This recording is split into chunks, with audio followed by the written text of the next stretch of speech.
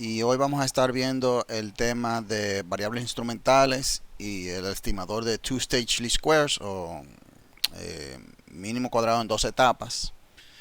Eh, y básicamente, ¿verdad? Recuérdense que hemos visto hasta ahora cómo podemos lidiar con variables omitidas cuando estas son constantes en el tiempo y tenemos acceso a una base de datos de panel, ¿verdad? Y tenemos entonces tres estimadores diferentes que podemos utilizar en ese caso, el cual son, ¿verdad?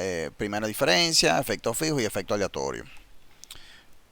Pero lo que ocurre es que muchas veces no tenemos una base de datos panel, primero de todo, o segundo, la variable que omitida, que creemos que estamos omitiendo, no es constante en el tiempo y por tanto esos métodos ya no nos funcionan.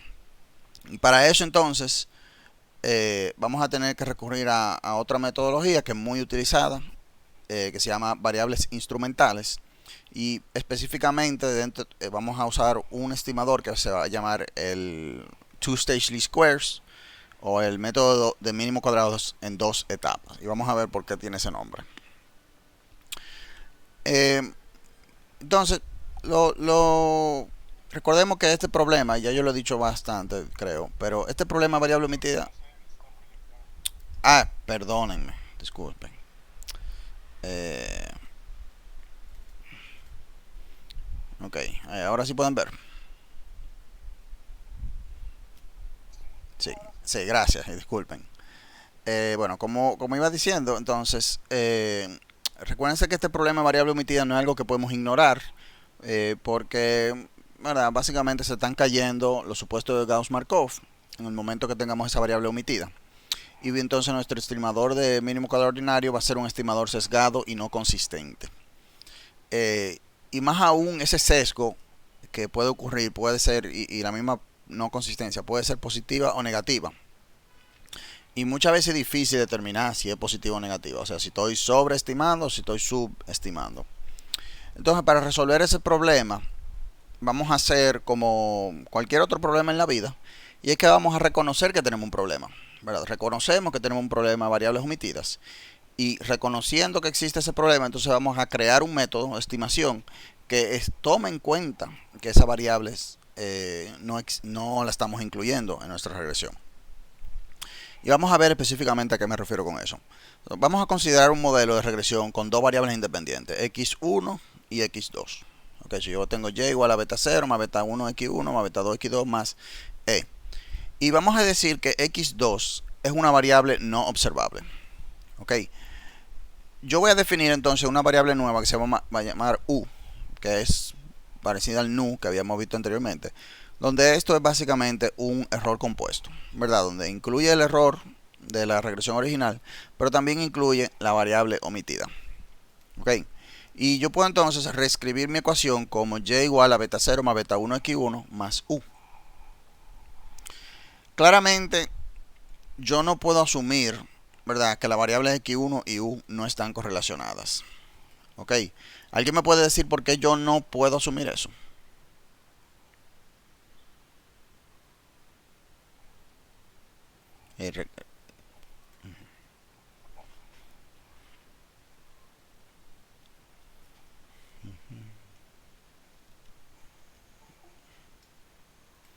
Nadie. Ok. Bueno, ok. Recuérdense que u contiene mi variable omitida x2. Ok. Y yo no sé si x1 y x2 están correlacionados. Ok. Por tanto, yo no puedo asumir que x1 y u están no correlacionados. ¿De acuerdo? Y más aún, ni siquiera puedo probarlo, que no están correlacionados, porque tengo esa parte de esa variable omitida x2. Ok, por tanto, no puedo medir la correlación que exista entre x1 y u. Ok, por tanto, vamos a partir del supuesto de que la covarianza entre x1 y u es diferente de 0. Ok, positivo o negativo, pero es diferente de 0. Y ya no podemos utilizar mínimo cuadrado ordinario. Entonces, para continuar, lo que tenemos que hacer es tratar de conseguir más información. Algo que me permita a mí, ok, seguir trabajando. Específicamente, cuando yo me refiero a más información, yo me refiero a que vamos a pensar en que tenemos una tercera variable, que es observable, que la vamos a llamar Z. ¿Ok? Y esa variable Z no está correlacionada con el error U, pero sí está correlacionada con mi variable independiente X1. Es decir, esa variable Z cumple con dos supuestos. El primer supuesto es que la covarianza entre Z y U es igual a 0. Y el segundo supuesto es que la covarianza de Z y X1 es diferente a 0. ¿Ok? Son estos dos supuestos. Cuando se cumplen esos dos supuestos, nosotros decimos que Z es una variable instrumental de X1. ¿Ok? Es el nombre que le vamos a dar a partir de ahora. Esos supuestos, específicamente el supuesto número 1, va a ser igual de imposible o prácticamente imposible de probar como el supuesto anterior, ¿verdad? Que la covarianza entre X1 y U es 0. Como si yo voy a enfrentar el mismo problema, porque ¿cómo yo pruebo que la covarianza entre Z y U es 0? ¿Ok? ¿Cómo yo lo pruebo? Porque yo no puedo observar a X2. Ese primer supuesto es el que nosotros vamos a llamar el argumento de exogeneidad. ¿Ok? Y el supuesto de exogeneidad, perdón. Y entonces, lo que ocurre en investigaciones que se hacen utilizando variables instrumentales, si ustedes buscan algún paper que utilice variables instrumentales, ustedes van a ver que estos papers tienden a tener una sección en donde esa sección es dedicada a argumentar que existe exogeneidad de nuestra variable instrumental. ¿Ok? Y estos argumentos muchas veces vienen a través de la intuición, vienen a través de teoría económica, vienen a través de otras teorías, ¿ok? O vienen a través de evidencias indirectas, ¿ok? Que quizá podamos ver de otros estudios anteriores que se hayan hecho, ¿ok? Y de hecho es una parte muy, muy importante del paper. Si el argumento de exogeneidad no convence al lector o a tu público, ya tu paper completo se cae. ¿Ok? Porque tan pronto el argumento de exogeneidad alguien lo considere erróneo, eso ya quiere decir que tu approach, tu decisión de usar el método de variables instrumentales ya no te funciona. ¿Ok? Porque vamos a caer en el mismo problema del mínimo cuadrado ordinario, donde entonces vamos a tener un estimador que va a ser sesgado y no consistente. ¿Ok? Por tanto, ese argumento de exogeneidad es muy, muy, muy, muy importante. Por otro lado, ¿verdad? El segundo supuesto de que la covarianza entre Z y X1 es diferente de 0, ese sí lo podemos probar. Es más fácil de probar porque X1 es observable y Z es observable. Entonces, todo lo que tenemos que hacer es una regresión simple, donde X1 es mi variable dependiente y Z es mi variable independiente. ¿De acuerdo? ¿Alguna pregunta? Sí, Juan.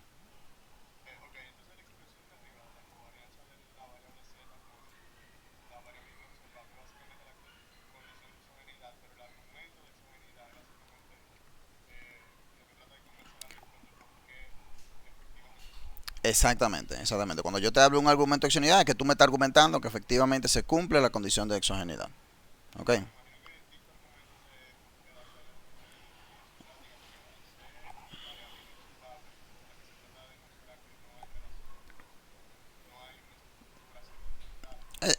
No, no hay una estructura, en realidad es de caso a caso. Eh, y hay muchos papers que lo prueban de forma diferente o lo argumentan de forma diferente, ¿de acuerdo? Porque va a ser caso a caso. Depende si tú tienes datos indirectos que te puedan ayudar a dar el argumento, si tú tienes ya una teoría económica, si es puramente intuición o lógica, digamos, ¿verdad? O sea que va a ser muy de caso por caso, ¿ok? Y tú tienes que tratar de asegurarte que ese argumento sea lo más fuerte posible. Por ejemplo, cuando yo estaba haciendo el doctorado, ¿verdad? Habían personas que iban a presentar su paper utilizando variables instrumentales y una gran porción de la presentación era básicamente eso mismo, argumentando la exogeneidad y una gran cantidad de preguntas que se hacían, ¿ok? Durante esas presentaciones eran preguntas atacando el argumento de exogeneidad. ¿Ok? So, tú tienes que estar preparado no solamente para dar tu argumento, sino que para enfrentar cualquier otra pregunta que te pueda aparecer, cualquier otro approach que quizá tú no consideraste en tu argumento de exogeneidad. ¿De acuerdo? Hay que tener mucho cuidado ahí cuando se trabaja variables instrumentales de que seamos convincentes. Me recuerdo de una presentación, por ejemplo, donde no fue suficientemente convincente y los profesores básicamente rechazaron los resultados por eso. Ok, hay que tener, hay que ser muy cuidadoso con esa parte. Entonces, de nuevo, aquí una regresión sencilla. Hacemos mínimo cuadrado ordinario. Recordemos entonces del mínimo cuadrado ordinario que pi1 va a ser igual a la covarianza entre z y x1 dividido por la varianza de z. ¿Ok? Y básicamente, para que se cumpla el primer supuesto de que la covarianza de z y x1 es diferente de 0, todo lo que tiene que ocurrir es que pi1 sea diferente de 0, ¿verdad? Porque la varianza de z es positiva, ¿verdad? Es un valor positivo. Y con tal de que eso sea así, de que sea, cuando hagamos el estimado, ¿verdad? Porque va a ser un estimado, sea estadísticamente significativo, tenemos ya ese supuesto probado. No hay que pasar demasiada lucha. ¿Ok? Entonces, digamos que se cumplen los dos supuestos. Y digamos que el argumento de exoneidad es un argumento fuerte y tú convences a tu público de que es así. ¿Ok? Entonces, en ese momento, el momento que ocurran eso, podemos hablar de que beta 1 está identificado. ¿Ok? ¿Qué significa que esté identificado? Nosotros hablamos de que uno de los parámetros está identificado cuando yo puedo escribir ese parámetro en términos de momentos poblacionales. Por ejemplo, aquí pi1 yo lo escribí en términos de momentos poblacionales. Si yo fuera a tener el censo de la población, ¿verdad? Y yo pueda entonces, y tenga los valores reales de z y de x1 de la población, yo entonces puedo calcular la covarianza de z y x1, puedo calcular la varianza de z y por tanto tengo el valor real de pi1. Ok, esta fórmula me permite a mí, si yo fuera a tener el censo, me permite a mí calcular el valor real de pi1. Ok, eso quiere decir que pi1 está identificado. ¿De acuerdo? Lo que ocurre muchas veces es cuando hablamos de que ya no está identificado, que aquí existe un sesgo. Aquí existe un sesgo, existe algo que no me permite, ni siquiera cuando yo tengo el censo, no me permite calcular el valor real de mi parámetro. ¿Ok? Pero en el caso de variables instrumentales, si se cumplen los dos supuestos, yo puedo ya hablar de que beta 1 está identificado. ¿Ok? Entonces, sí, para poder verlo, okay, para poder ver que efectivamente a través de variable instrumental logramos obtener identificación, entonces todo lo que vamos a hacer es que vamos a calcular la covarianza de nuestra variable instrumental z y nuestra variable dependiente y. La covarianza de z y va a ser igual a la covarianza de z, beta 1 x1 más u. Todo lo que estoy haciendo es sustituyendo con esta ecuación aquí abajo. Okay, y igual a beta, podemos ignorar beta 0 porque es una constante. Okay. Y igual a beta 0 más beta 1 x1 más u. Sustituyo, ignoro la constante porque no importa. Okay, la covarianza va a ser 0 en ese caso. Entonces, eso quiere decir que la covarianza entre z y y, okay, aplicando las reglas de la covarianza, yo puedo reescribirla como beta 1 por la covarianza entre z y x1 más la covarianza entre z y u. Okay. Por tanto, sabemos que esto viene del segundo supuesto, que esto es diferente de 0. Ok, la covarianza entre z y x1 es diferente de 0. Y por el primer supuesto, el supuesto de exogeneidad, ok, sabemos que la covarianza entre z y u es igual a 0. Ok, por tanto, beta 1, yo separo por beta 1 y obtengo que beta 1 es igual entonces a la covarianza de z y dividido por la covarianza de zx1. Me faltó el 1 ahí, pero es x1. ¿De acuerdo? Y vemos entonces que bajo los dos supuestos, beta 1 es identificado. Está identificado. ¿De acuerdo? Preguntas.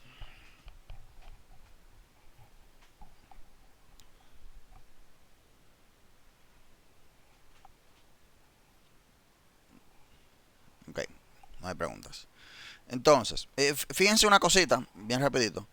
Que si no se cumple el supuesto de exogeneidad, entonces aquí tenemos un problemita, porque ni siquiera con el censo yo puedo calcular ese valor, porque no tengo u.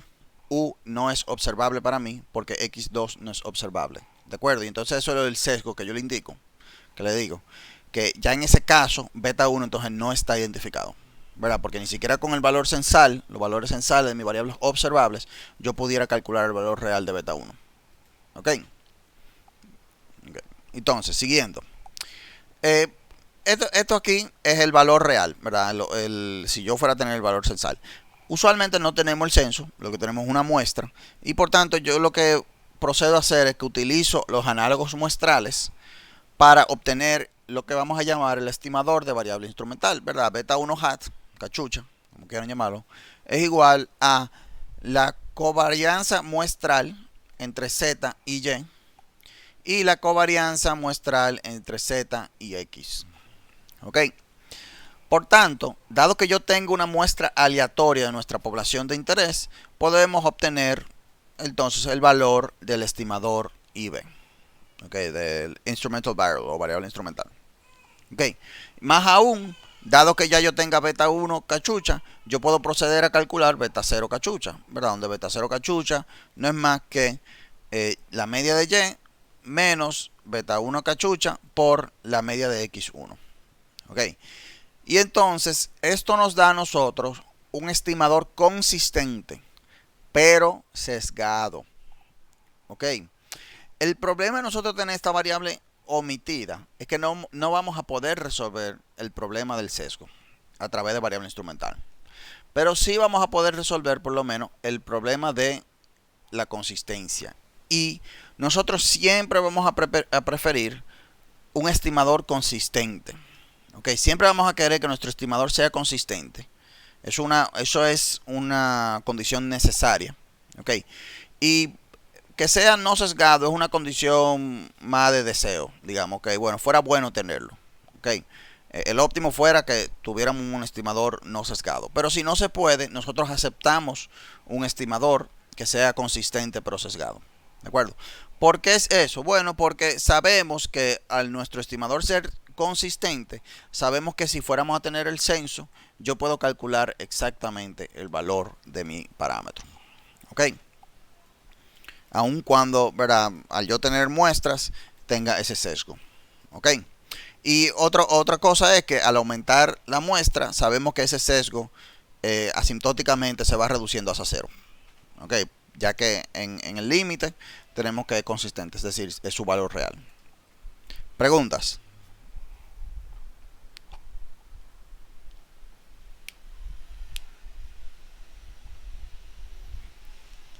Ok.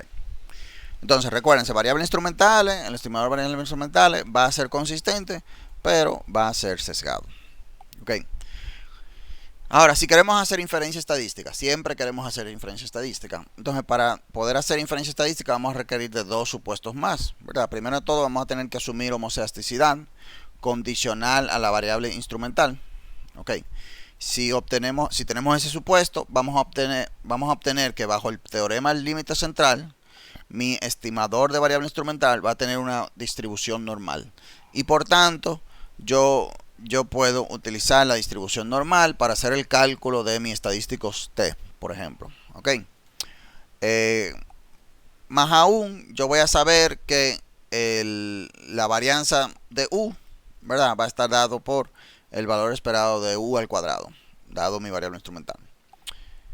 Además de eso, si yo fuera a aplicar la ley de números grandes, ¿okay? Encontramos que la varianza asintótica de beta 1 hats, de beta 1 cachucha, va a estar dado por la varianza de U dividido por N, o sea, el tamaño de la muestra, la varianza de X y la correlación entre X y Z.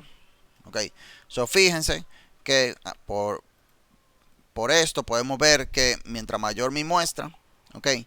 Menor va a ser o más eficiente va a ser mi estimador. ¿Ok? Y mientras más fuerte la correlación entre X y Z, también más fuerte, más eficiente va a ser mi estimador. ¿Ok? Y vamos a hablar de eso un poquito más adelante, porque esto de hecho puede ser un problema también si la correlación es muy débil. Entonces vamos a ver nuestro primer ejemplo. Vamos a ver cómo podemos utilizar variables instrumentales en R. ¿Ok? Para esto vamos a utilizar la biblioteca AER, ¿ok? Del American Economics Review, si no me equivoco. ¿Ok? Y vamos a usar la base de datos de MROS. Algo que se ha dicho mucho, un ejemplo que hemos visto mucho, ha sido los retornos de educación. Los retornos de educación tienen un problema, que es que la educación, el nivel educativo de una persona, de hecho está correlacionado a características, ¿ok?, innatas de la persona. Y las características innatas de la persona nosotros no las podemos observar. ¿Qué yo quiero decir con esto? ¿Ok?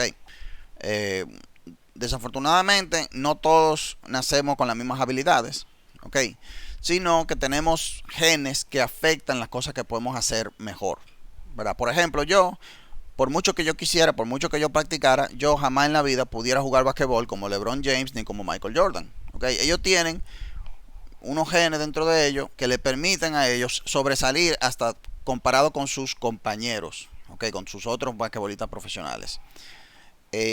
Lo mismo ocurre en la educación. Hay gente que se le hace más fácil la matemática, hay gente que se le hace más fácil el arte, etcétera, etcétera, etcétera. Pero desafortunadamente nosotros no podemos ver cuáles son esas habilidades innatas, ¿ok? Y por tanto esas habilidades innatas que no podemos observar, ¿verdad?, pero sí afectan el nivel educativo promedio, ¿verdad?, de las personas.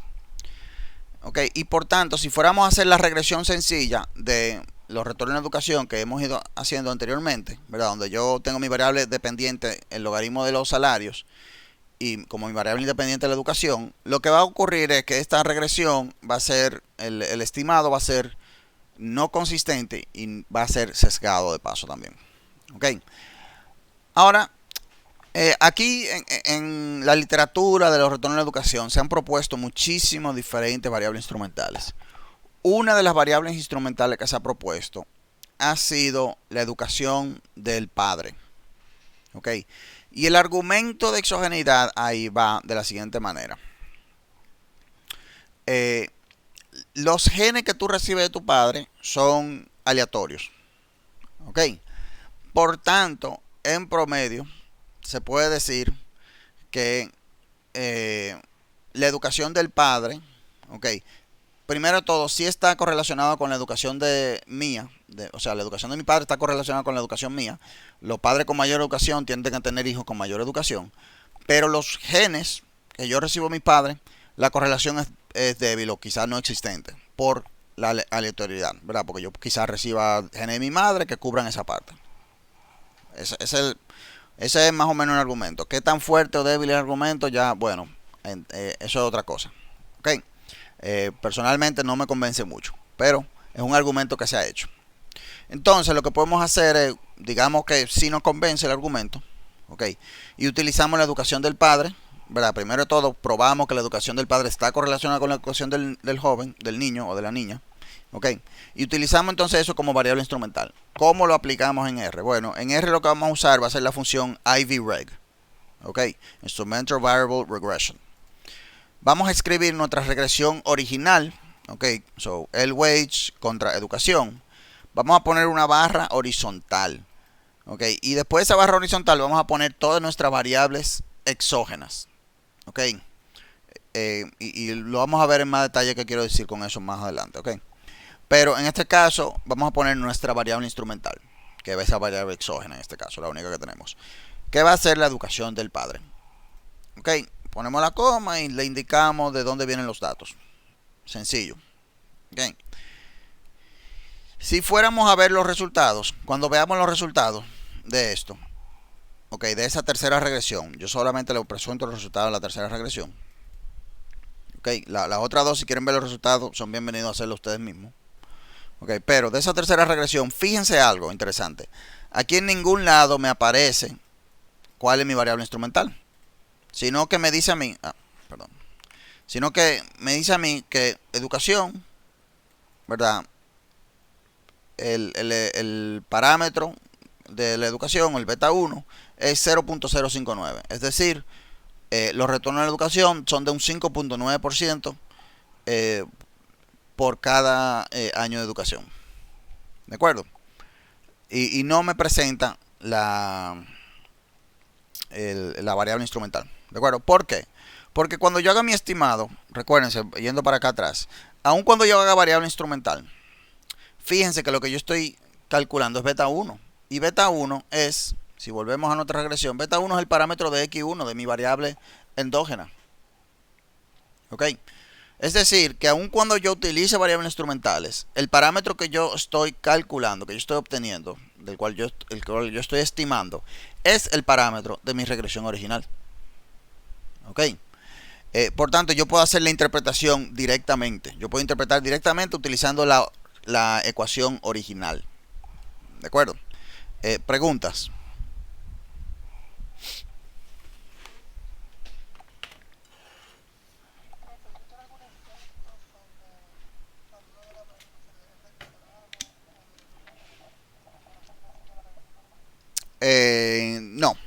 No, no. Del R cuadrado, no. Del R cuadrado no. No recuerdo, por lo menos, que haya algún efecto sobre R cuadrado. Eh, lo único es que va a ser claramente menos eficiente que mínimo cuadrado ordinario y por tanto los errores estándar de mi parámetro tienden a ser más grandes cuando utilizamos variables instrumentales que cuando utilizamos mínimo cuadrado ordinario. Pero es que recuérdense, cuando se cumplen todos los supuestos de mínimo cuadrado ordinario es el mejor estimador lineal no sesgado. ¿Ok? Eso quiere decir que es el más eficiente, el que tiene siempre la varianza más pequeña. Ok, Diego, a ver, ¿cuál sería la diferencia entre una variable instrumental y una proxy? La variable instrumental la estamos haciendo con un propósito muy, o sea, cumple con dos supuestos, ¿verdad? Primero todo que no está correlacionada con una variable no observable que tenemos y está correlacionada con mi variable observable. La variable proxy usualmente la usamos más cuando yo lo que quiero es estimar el efecto de una variable no observable. ¿Ok? Pero esa variable no observable yo no la puedo medir directamente y entonces yo uso una manera indirecta de medir el efecto de esa variable no observable. ¿Ok? Y ya eso, bueno, eso puede tener su lío o lo que sea. ¿De acuerdo? Los propósitos son diferentes entre la variable instrumental y la proxy. ¿Queda claro ahí, Diego? Ok. Entonces, siguiendo, vamos a ver otro ejemplo. Vamos a seguir con los retornos de educación. Y vamos a hablar de otra posible variable instrumental que quizás sea un poquito más convincente. ¿Ok? Y en este caso, otra propuesta de variable instrumental es la cantidad de hermanos que una persona tiene. Perdón, Juan, déjame ver si se pudiese utilizar la suma de residuales como referencia de qué tan eficiente fue la variable instrumental.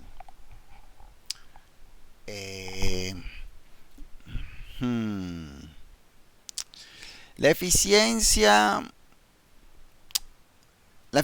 es, a ver, ¿cómo me explico? La eficiencia es algo relativo, ¿ok? Es más, lo utilizamos para comparar diferentes estimadores y ver cuál es el que me da la menor varianza posible, ¿ok? No tenemos que utilizar sumas residuales ahí. El asunto está en que eso lo hacemos cuando yo estoy comparando diferentes estimadores que sean consistentes, ¿ok? Y potencialmente sesgado o no sesgado, pero porque sean por lo menos consistentes, digamos. Para yo elegir entre esos diferentes estimadores que cumplen con la misma característica de ser consistente y digamos no sesgado, ¿ok? ¿Cómo yo elijo entre ellos? Bueno, entonces ahí yo comparo la eficiencia, ahí yo comparo la varianza de esos estimadores, ¿ok? Del estimado de los parámetros. Y yo voy a elegir siempre el que tenga la menor varianza, ¿ok? De esa forma en que lo pensamos, lo de la eficiencia. Sí, Juan, ahí te quedó claro. Perfecto. Ok, entonces, siguiendo, vamos a hablar de otra alternativa para mi variable instrumental, que en este caso va a ser la cantidad de hermanos. ¿Cómo va el argumento aquí? Ok, y este es un argumento que me convence un poquito más. El argumento es el siguiente: mientras más hermanos tú tienes, menores recursos te pueden dedicar los padres hacia tu educación, ¿verdad? Porque los padres tienen una cantidad de recursos limitados y hopefully, digamos, aman a todos sus hijos igual y por tanto le van a dedicar la misma cantidad de recursos a todos sus hijos. Ok, y por tanto, mientras más hermanos tú tengas, claramente menos recursos te pueden dedicar a ti. ¿Ok? Y por tanto, eso afecta en promedio. Recuerden que esto es en promedio. Esto afecta en promedio la cantidad de años de educación que tú vas a recibir. ¿Ok? Al final del día. Entonces, sí existe una correlación, y de nuevo, ustedes pueden hacer esa regresión. Sí existe una correlación entre educación y cantidad de hermanos. ¿Ok? Y yo entonces decido que el argumento de exogeneidad ahí me convence.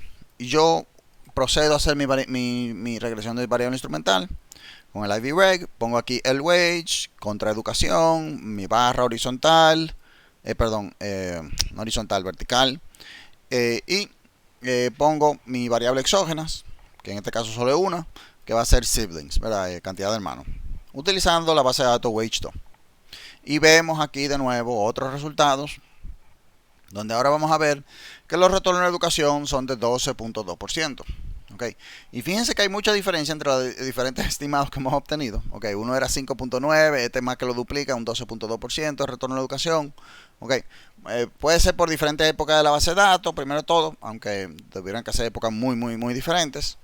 Pero también recuérdense que estos estimados son sesgados. Okay. Algunos pueden estar sesgados hasta hacia sobreestimar y otros pueden estar sesgados hasta subestimar. Okay. Eso siempre hay que tenerlo en mente. Pero por lo menos sabemos que los retornos de educación son positivos. ¿Ok? Bien.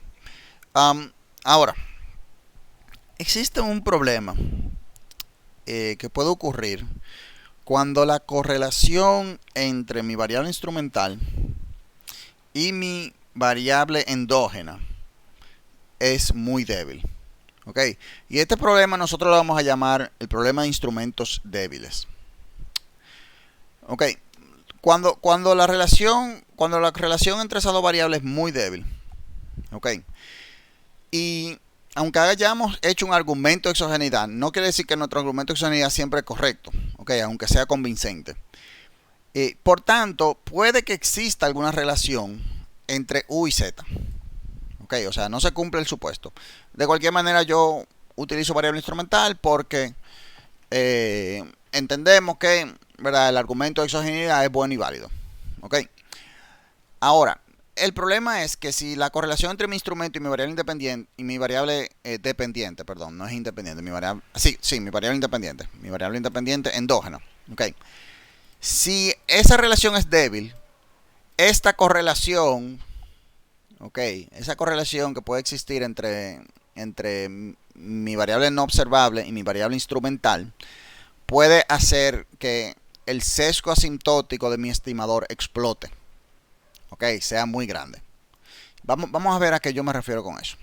Entonces, yo aplico la ley de números grandes. El límite en probabilidad, no se preocupe mucho porque quiere decir eso. Imagínenselo como un límite normal. Un poco diferente a eso, pero imagínenselo como un límite normal.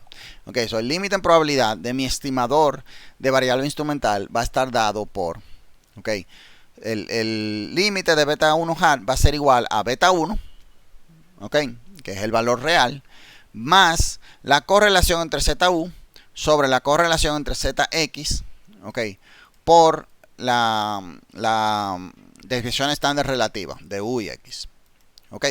Recuérdense, si se cumplen mis supuestos de variable instrumental, esto es 0, ¿verdad? La covariancia entre Z y U es 0, y por tanto ese sesgo es 0. Y el límite de beta 1 cachucha es igual a beta 1, y todo resuelto. El problema está en cuando esto no es 0. Cuando esto no es 0, la correlación entre Z y U no es 0. Entonces ahora me afecta, el sesgo ya se ha afectado por qué tan fuerte es la correlación entre mi variable instrumental y mi variable endógena. Si la correlación entre Z y X es perfecta, digamos 1, entonces esto es el valor mínimo posible de sesgo. Pero cuando esa correlación es débil, digamos casi 0, 0.1, es lo mismo que entonces ese sesgo lo multipliquemos por 10, ¿verdad? Esto lo multipliquemos por 10, es decir que el sesgo aumenta, explota, digamos, cuando la correlación entre mi variable instrumental y la variable endógena es débil. Y por tanto, tenemos que tener mucho cuidado con utilizar variables instrumentales que tengan una relación muy débil con mi variable endógena. Específicamente, ¿por qué? Bueno, porque en si vemos al mínimo cuadrado ordinario, que también va a ser una variable, va a ser un estimador no consistente y sesgado, ok. Si vemos el límite en probabilidad de ese estimador de mínimo cuadrado ordinario, ok, el límite de beta 1 cachucha de MCO va a ser igual a beta 1 también, más un sesgo. Y ese sesgo va a estar dado por la correlación entre X y U, multiplicado por la desviación estándar relativa entre sigma U y sigma X. Por tanto, si esto es débil, perdón, si esto es débil, ok, claramente esto, ¿verdad? Esa correlación relativa va a ser mucho más grande que la correlación entre X y U. Y yo prefiero entonces utilizar mínimo cuadrado ordinario en ese caso, ok, aun cuando sea no consistente. ¿De acuerdo? Preguntas.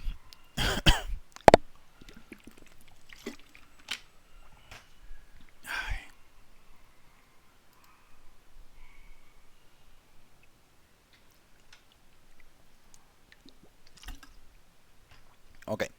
Si no hay preguntas, vamos a ver un ejemplo. Y vamos a decir que tú eres una persona que no prestó atención en la clase de Carlos Ramos, ok, y no entendiste el tema de variables instrumentales débiles.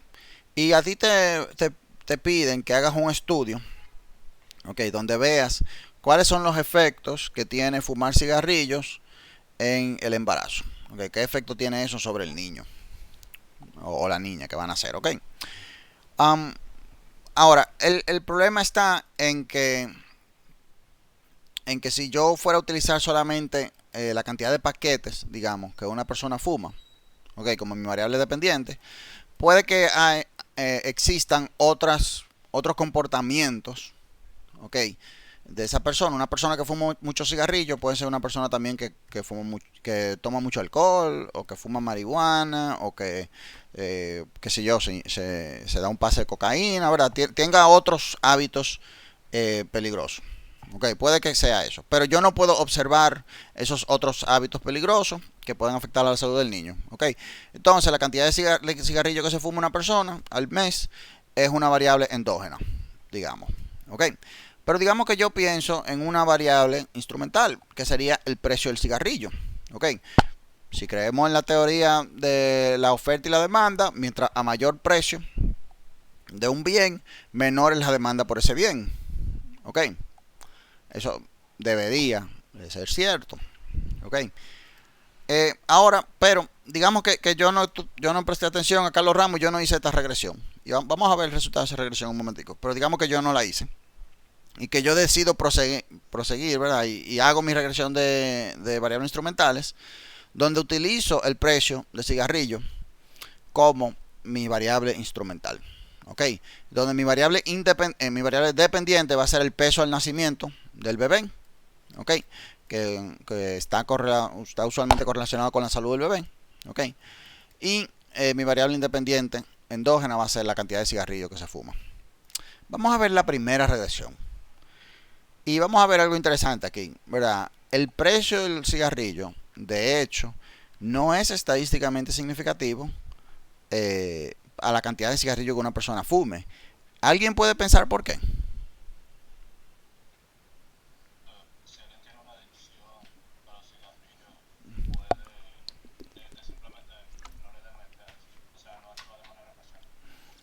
Ok, Oscar.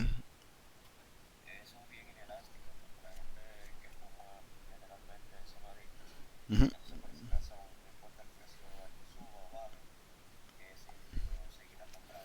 Sí, exacto. Exacto, bien, bien. Los dos respondieron bien.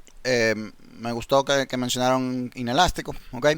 Tratemos, ¿verdad?, de recordarnos los términos de micro.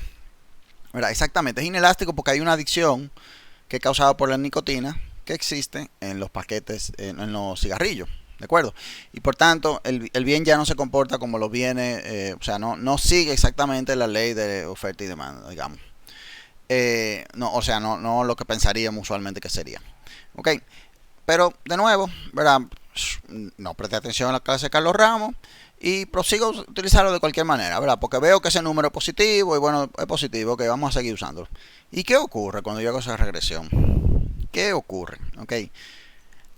Vamos a ignorar que no sea significativo, porque esto es solo un ejemplo. ¿Ok?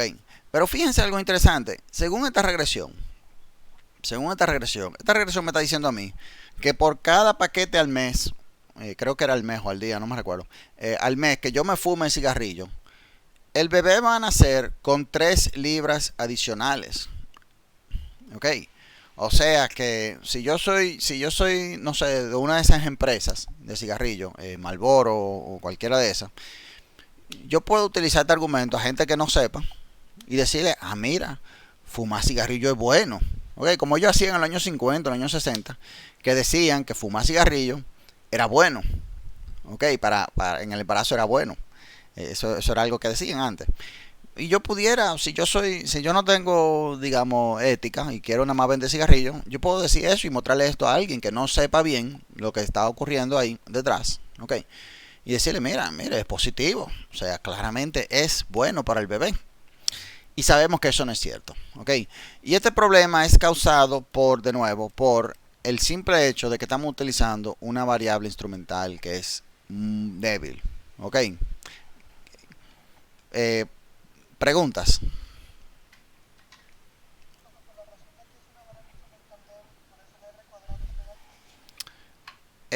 Sí, bueno, yo y tú ignoro estos R cuadrados aquí, bueno, estos R cuadrados y todo lo demás, porque son regresiones muy sencillas, yo no estoy controlando por nada, ¿verdad?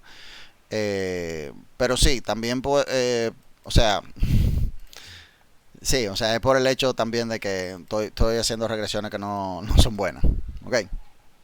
O sea, por eso yo no hablo de los R cuadrados ni nada, porque lo estoy ignorando por eso, ¿ok? Sí, ok. Eh, ¿Alguna otra pregunta?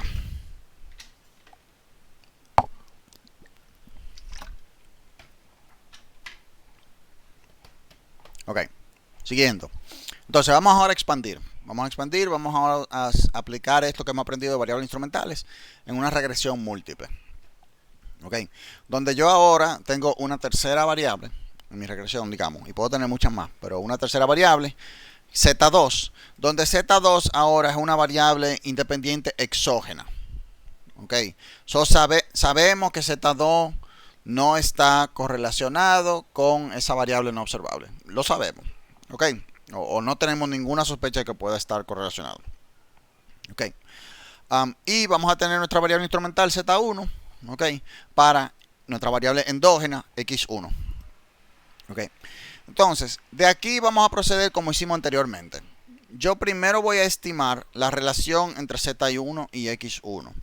Pero ojo, cuando yo haga eso, cuando yo vaya a estimar esa relación, yo ahora en mi regresión debo de incluir todas las variables exógenas del modelo. Es decir, que ahora X1 yo no solamente lo voy a correr contra Z1, sino también yo voy a incluir a Z2. ¿Ok? Porque quiero asegurarme de recoger, ¿verdad? Porque puede existir una correlación entre Z1 y Z2 y yo no quiero asignar esa correlación a Z1 solamente. ¿Ok? So, yo incluyo todas las variables exógenas que estén en mi modelo. ¿De acuerdo? Y esto aquí es lo que nosotros vamos a llamar um, la forma reducida de X1. O también le dicen la ecuación de exogenidad de X1. ¿Ok? Ecuación de exogenidad de X1. ¿Ok? Um, ¿verdad? Y después vemos entonces si Pi1 es estadísticamente significativo, si lo es, ¿verdad? Y la correlación es fuerte, procedemos a utilizar el Z1 como mi variable instrumental, claro, dado que el argumento de exogeneidad sea suficientemente fuerte. ¿Ok? Y vamos a ver un ejemplo donde vamos a tener muchas variables exógenas. Ok, so vamos a seguir con los retornos de educación. Vamos a seguir con los retornos de educación. Y aquí vamos a ver un paper de Card, que hizo Card, un economista, un microeconomista bien famoso, ¿ok? Donde él propone una tercera variable instrumental, ¿ok? Y esta variable instrumental va a ser una variable dummy que se va a llamar near C4. Near C4 es una variable que me indica a mí si yo vivo cerca de una universidad de 4 años, ¿ok? ¿Por qué? Porque él dice que esto, ¿cuál es el argumento aquí? El argumento es muy sencillo, ¿verdad? El hecho de que yo viva cerca de una universidad de 4 años no está correlacionado con mis genes, claramente, ¿verdad? Porque mis genes me den una habilidad para estudiar, no quiere decir nada que no quiere decir que yo voy a vivir cerca de una universidad, ¿verdad? Ok, eso es completamente aleatorio, no hay correlación ahí. Pero el hecho de que yo viva cerca de una universidad, ¿verdad? Yo cuando pase por la universidad, yo veo a todos esos jóvenes estudiantes, veo a los profesores, yo digo, wow, qué chulo, yo quisiera ser así, yo quisiera poder estudiar en la universidad y seguir mi educación, ¿verdad? Ese es el argumento. Ok, la percepción de que la universidad esté ahí cerca, afecta tu decisión de educarte. Okay, y también afecta por el simple hecho de que, bueno, la universidad está ahí mismo, es más fácil para mí inscribirme en la universidad, okay, estudiar en esa universidad, que para una persona que quizás viva en una zona rural donde no hay universidades. Okay. Ese es el argumento de exogeneidad. Pero además de eso, ¿verdad? En este caso, en nuestra regresión vamos a controlar por una serie de cosas. Vamos a controlar por la experiencia al cuadrado, la raza de la persona y información geográfica. Esto es información geográfica que tiene que ver con... Esto es el área estadística metropolitana, si no mal recuerdo, ¿verdad? Esto es otra forma y esto también tiene que ver con las regiones, ¿ok? Donde vive la persona. Estamos controlando por información geográfica. Entonces, ¿cómo nosotros procedemos a hacer esto en IVReg? Recuérdense que yo tengo que incluir ahora todas mis variables exógenas. Yo voy a escribir mi ecuación normal, que es esta. Esta es la ecuación mi original. Okay. LWage va a ser mi variable dependiente.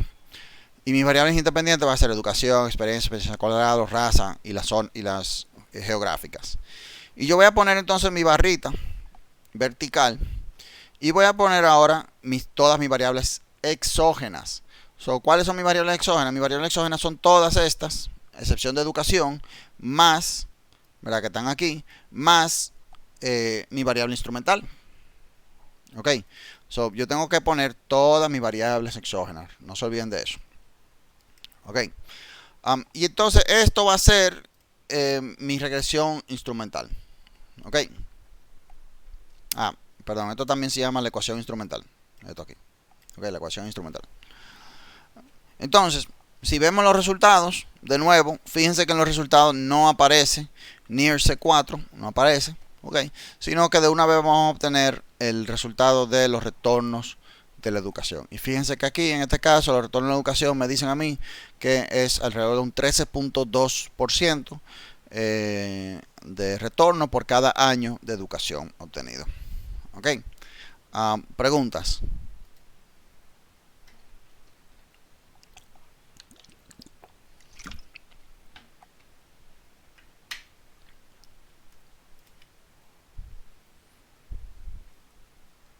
Ok. Entonces, hasta ahora hemos venido aplicando variables instrumentales, hemos venido estimándolo, pero yo no le he mostrado a ustedes qué es lo que está ocurriendo detrás en realidad. Ok. Vamos a ver qué es lo que está ocurriendo. Y esto es mínimo cuadrando fácil. Ahora, muchas veces, y como el ejemplo que hemos venido viendo, de hecho, muchas veces, de hecho, tenemos acceso a más de una variable instrumental para nuestra variable independiente endógena. Y yo le he mencionado 3 ejemplos, ¿verdad? La educación del padre, la cantidad de hermanos o hermanas y el hecho de que vivamos cerca de una universidad de 4 años. Ok, si yo le he mencionado 3 variables instrumentales para educación. Consideremos el modelo de regresión múltiple. Siguiente. Y igual a beta 0 más beta 1 x1 más beta 2 z2 más u. Y yo ahora tengo acceso a 2 variables, z1 y z3. Y cada una de ellas puede funcionar de forma independiente como un instrumento para x1. Ok. Entonces, en vez de yo crear 2 regresiones instrumentales separadas y por tanto obtener 2 estimadores instrumentales, ok, como hicimos anteriormente, que obtuvimos 3, procedemos a elegir la mejor combinación lineal de las variables exógenas con respecto a mi variable independiente endógena, x1. Ok. Por tanto, yo lo que voy a hacer es que voy a utilizar esa ecuación instrumental que le enseñé varias veces. Ok, yo voy a utilizar esa ecuación instrumental.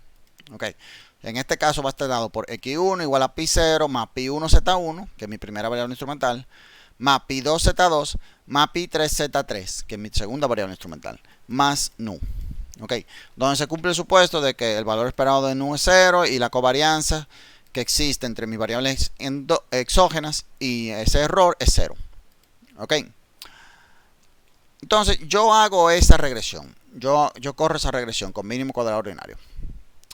Y yo obtengo, a partir de esa regresión, yo obtengo mi nueva variable instrumental. Que no va a ser más que el óptimo lineal. ¿Ok?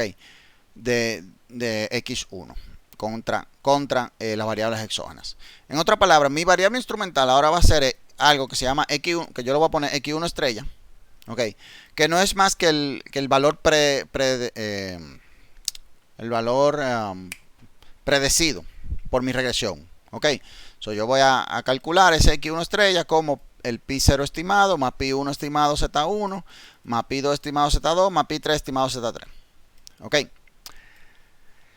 Y esto aquí va a ser lo que yo voy a utilizar como variable instrumental. Y de hecho, entonces, esta estimación es el primer paso. Ese es el primer paso. A partir de que yo cree esa variable nueva, ¿okay? Ese instrumento nuevo, que va a ser la combinación lineal de los demás instrumentos, ¿okay? Yo entonces procedo a sustituir x1 con x1 estrella en mi ecuación original y aplico mínimo cuadrado ordinario en esta regresión. ¿Okay? Y esa es la segunda etapa. ¿Okay? Por eso que le llamamos dos etapas. Esto que yo le estoy mencionando es exactamente lo que hemos venido haciendo anteriormente. Por eso que yo siempre le presentaba esa ecuación. ¿Okay? Lo que pasa es que yo no se lo había dicho de forma explícita. ¿Okay? Entonces, una manera de pensar en esto es que yo estoy dividiendo x1 en dos partes. ¿Ok? La parte exógena de x1, que va a ser el x1 estrella, ¿ok? Y la parte endógena de x1, que va a ser el error, el nu. ¿Ok? So, yo estoy recogiendo la parte exógena de x1. ¿Ok? Y a partir de esa parte exógena de x1 es que yo entonces corro mi regresión. ¿De acuerdo? Preguntas.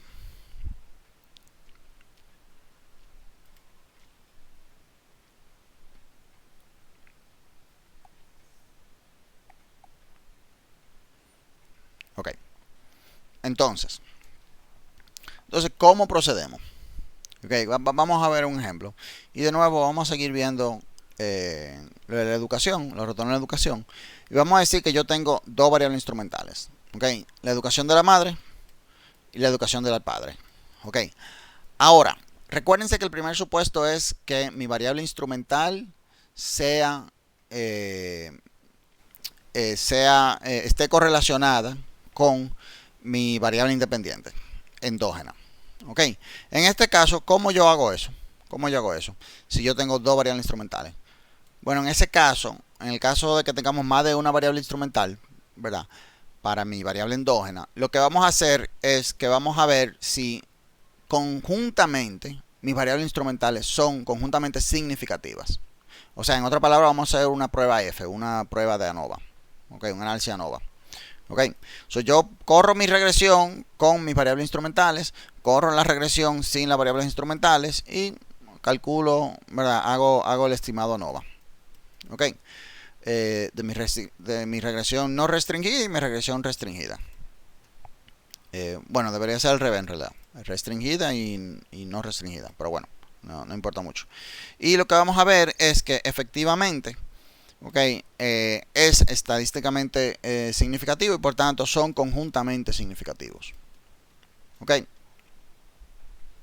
Y por tanto yo procedo a hacer mi IVREG igual que lo habíamos hecho anteriormente, donde del lado derecho de la barra vertical, yo voy a poner todas mis variables exógenas. Son experiencia al cuadrado, la educación del madre y la educación del padre. Y eso me da, ¿verdad? Entonces, mi retorno a la educación de nuevo, que en este caso son un poquito más bajitos, va a ser 6.1%. ¿Ok? Por cada año de educación. ¿Preguntas?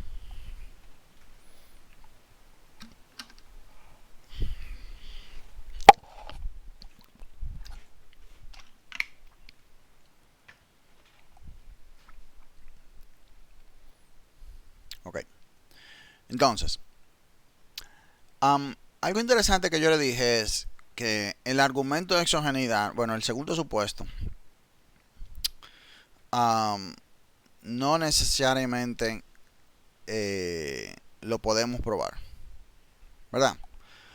Am, y más aún, sabemos entonces que two-stage least squares, el estimador de dos etapas, es menos eficiente que el estimador de mínimo cuadrado ordinario. Por tanto, nosotros no queremos usar el two-stage least squares a menos que sea necesario. No queremos usar variables instrumentales a menos que sea necesario. Okay. Entonces, antes de utilizarlo, lo que podemos hacer es que podemos hacer una prueba de Hausmann, donde yo voy a comparar el estimador de mínimo cuadrado ordinario contra el estimador de two-stage least squares. ¿Ok? Y recuérdense que entonces la prueba de Hausmann, este va a ser o sea, igual que cuando usamos la prueba de Hausmann para el estimador de efecto fijo contra efecto aleatorio, donde si yo rechazo, recuérdense que la hipótesis nula de Hausmann es que ambos modelos son iguales. ¿Ok? Y en la hipótesis alternativa es que ambos modelos son diferentes. ¿Ok? Si ambos modelos, si yo no puedo rechazar la hipótesis nula, ok, o sea, mi estimado no es estadísticamente significativo de la prueba de Hausmann, el estadístico F de la prueba de Hausmann no es estadísticamente significativo, entonces, perdón, chi cuadrado no es estadísticamente significativo, entonces yo utilizo mínimo cuadrado ordinario, porque como ambos modelos son iguales, yo utilizo el más eficiente. De lo contrario, si yo rechazo la hipótesis nula, en este caso yo utilizo two-stage least squares porque es el estimador consistente, mientras que el de mínimo cuadrado ordinario va a ser, me está diciendo que es inconsistente. ¿De acuerdo? Otra manera de hacer lo mismo, en vez de utilizar una prueba de Hausmann, es que podemos usar un método de regresión. ¿Ok? Yo primero estimo la primera etapa de mi two-stage least squares. ¿Ok? Y obtengo el estimado de los residuos de esa regresión. Recuérdense que los residuos eran... perdón. ¿Para dónde que voy? Nu, ¿verdad? El valor de nu. Yo obtengo estimados de nu. Y yo esos estimados de nu lo incluyo en mi regresión original. Fíjense aquí. Nu cachucha. Y yo estimo esa regresión. ¿Ok? Si el estimado de delta 1 no es estadísticamente diferente a 0, podemos concluir que nuestra variable independiente es exógena. ¿Ok? Y por tanto no es necesario utilizar variables instrumentales. ¿Ok? Eso es una manera en que lo podemos hacer. Preguntas.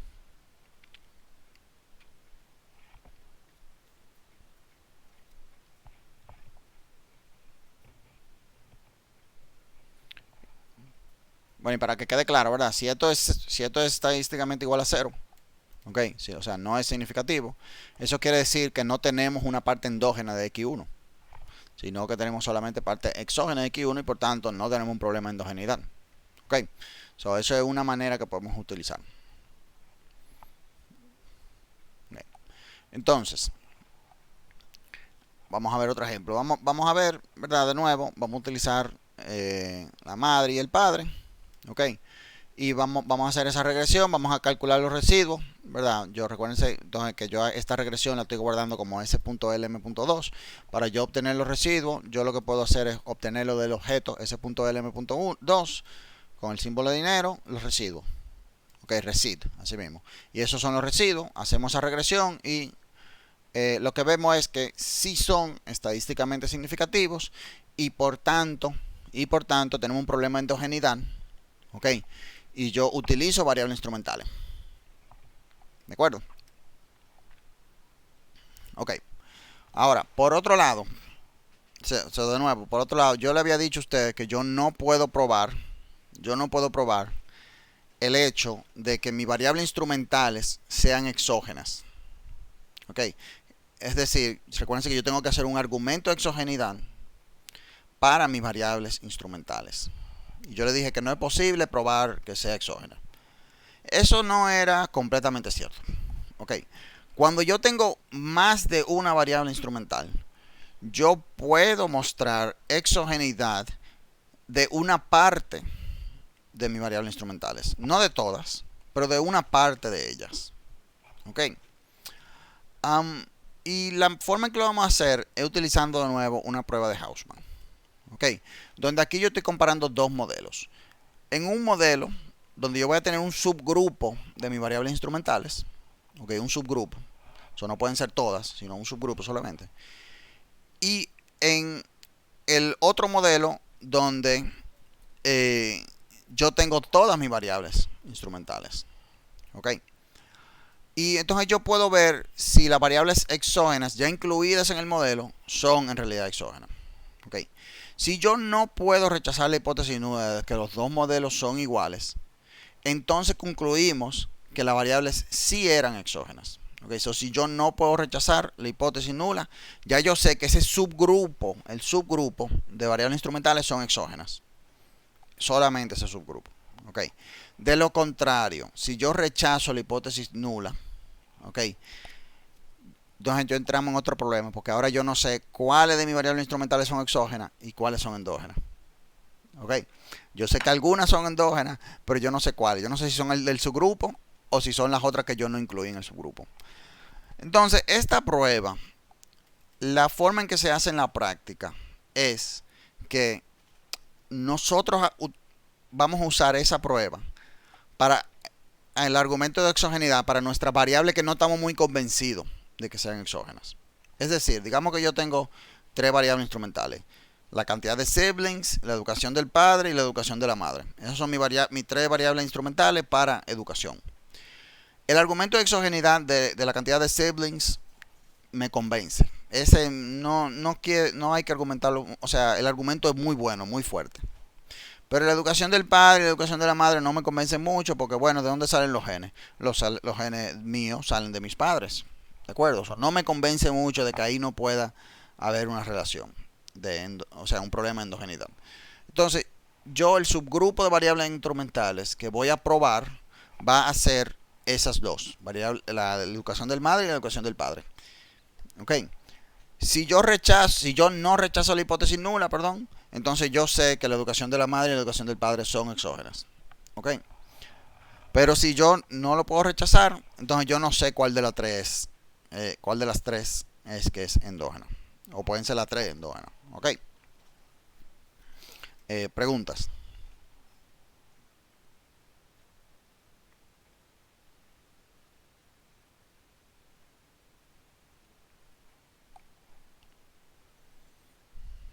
Ok, continuamos. ¿Verdad? Otra prueba que podemos hacer, en vez de esa prueba de Hausman, okay, es que yo puedo utilizar una prueba de chi cuadrado.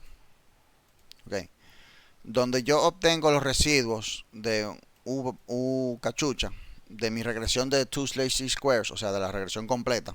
Okay, eso después de la segunda etapa. Y corremos una regresión donde esos estimados de los residuos son la variable dependiente con respecto a todas mis variables exógenas. ¿Ok? Y yo calculo entonces el R cuadrado de esa regresión. Lo multiplico por el tamaño de la muestra y lo comparo entonces ese resultado con el valor crítico de un 5% de una distribución de chi cuadrado que tenga Q grados de libertad, donde Q, recuérdense entonces, va a ser el número de variables instrumentales menos el número de variables endógenas. Porque hasta ahora solo hemos visto modelos con una variable endógena, pero de hecho podemos tener múltiples variables endógenas. ¿Ok? Esto es una forma un poquito, bueno, yo no voy a decir muy informal porque no lo es en realidad, pero yo personalmente prefiero la prueba de Hausman. ¿Ok? Entonces, preguntas.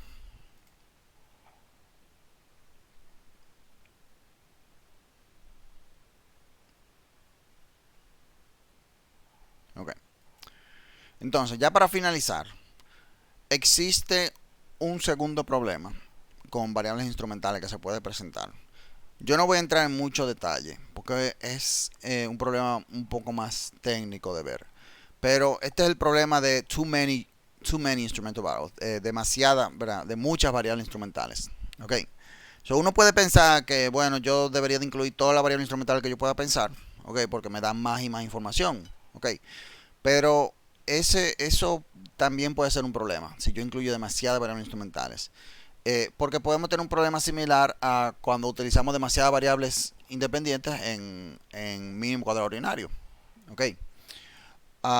Que puede traer entonces problemas de sesgo serio a nuestro estimado de two-stage squares. Yo no voy a entrar en mucho detalle aquí. Todo lo que tienen que tener en mente es que hay un, o sea, no exageren con la cantidad de variables instrumentales que vayan a utilizar. Primero de todo, porque tienen que hacer un argumento de exogeneidad para todas ellas, para convencer a su público. ¿Ok? Y segundo, de nuevo, porque puede nos traer ese problema de sesgo serio. ¿Ok? Entonces, ¿ya alguna pregunta?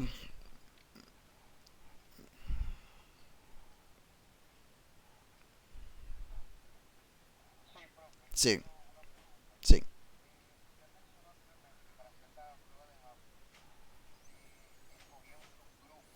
Ujú.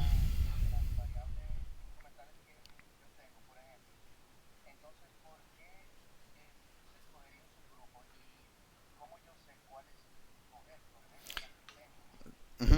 El subgrupo que tú vas a elegir va a ser el subgrupo de variables instrumentales del cual tú no estás muy convencido. ¿Ok? O sea, tu argumento de exogeneidad es débil, digamos. Tú no estás muy convencido de que sean o no sean exógenas. ¿Ok? Entonces, tú lo que vas a hacer es que vas a coger ese subgrupo de variables y esas son las que tú vas a probar. Porque ya las otras variables, tú sabes, tu argumento de exogeneidad para ti es fuerte. Es bien fuerte y eso va a convencer a todo el mundo. Y tú también estás convencido de que sí, que eso es cierto. O sea, no hay necesidad de probarla. Mientras que este otro subgrupo de variables, tú no, como que no hay mucha teoría, no hay mucha evidencia indirecta, no hay mucho que te diga que efectivamente son exógenos o no. Tú crees, quizá, pero no estás muy convencido. ¿Ok? So, esa es la manera en que tú lo vas a hacer. Sí. ¿Alguien más alguna pregunta? Sí.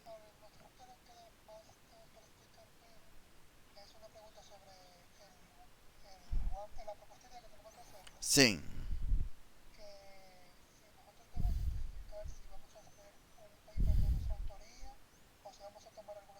Si es uno de referencia, me tienen que poner cuál es. Y me tienen que poner el link donde lo consiguieron. Si no, si es uno propio, no me tienen que poner nada. Ujú. ¿Alguien más?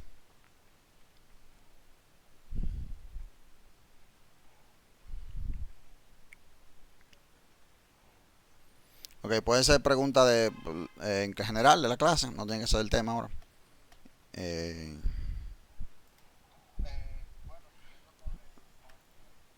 sí, sí, correcto, el parcial.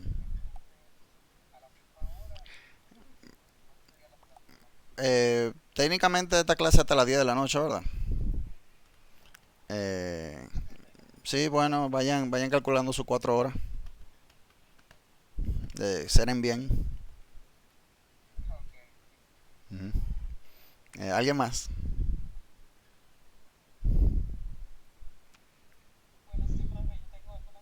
Sí, ok. Ok, voy a parar el recording ya.